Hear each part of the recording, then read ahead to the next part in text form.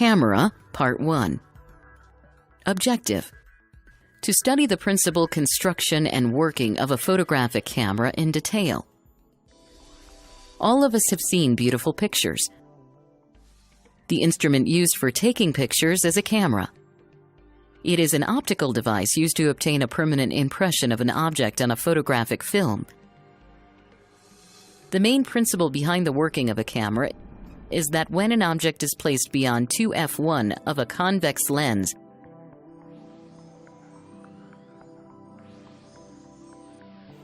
a real inverted and diminished image is formed between f2 and 2f2. Let us now study its construction and working in detail. The word camera is derived from the Latin word camera obscura, which means dark chamber. Accordingly, a camera mainly consists of a light-proof box. At one end of the camera, we have the convex lens system, comprising several glass elements arranged in groups. A photographic film, which is coated with a light-sensitive chemical called silver nitrate, is placed at the other end of the box. Behind the lens, there is a circular screen called the diaphragm, with a circular opening called the aperture, through which light is allowed to fall on the photographic film. The amount of light allowed to fall onto the photographic film is called the exposure. The diameter of the aperture can be varied to control the exposure. The exposure is expressed in terms of the f number. The f number is defined as the ratio of the focal length f of the camera lens to the diameter d of the aperture. Thus, the f number can be generalized as f over d.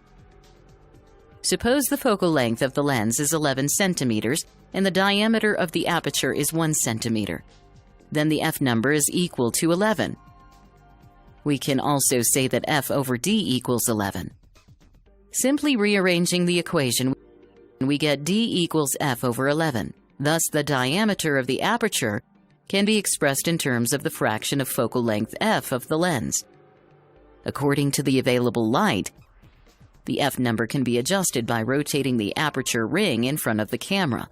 In bright light, the f number is increased,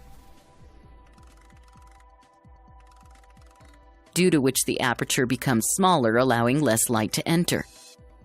In dim light, the f number decreases, due to which the aperture becomes larger, thereby allowing more amount of light. Behind the diaphragm, there is a flap called the shutter, which controls the amount of time during which the light is allowed to fall on the photographic film. The fixed amount of time during which the shutter remains open is called the exposure time. It can be set by rotating the shutter speed ring. The normal exposure times used in a camera are 1 over 500 seconds, 1 over 250 seconds, 1 over 125 seconds, etc. When the shutter release button is clicked, the shutter opens for the preset exposure time. During this time, the image of the object falls on the film. After the exposure time, the shutter gets closed again. The exposure time is adjusted depending on the amount of light in the surrounding area of the object. In broad daylight, the required exposure time is less, whereas in dim light, the exposure time required is more. Hence, we can say that in broad daylight, a combination of high f number and less exposure time gives a good photograph. But in a dim light, the low f number and more exposure time helps in getting a good photograph. The exposure time also depends upon the film speed, which is a number that represents the film's sensitivity to light. A fast speed film is more sensitive to light and needs a shorter exposure time as compared to a slow speed film, which requires longer exposure time.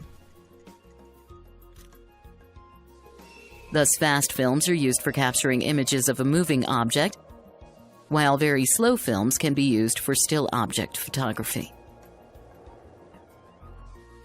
There is another device associated with the camera called the exposure meter.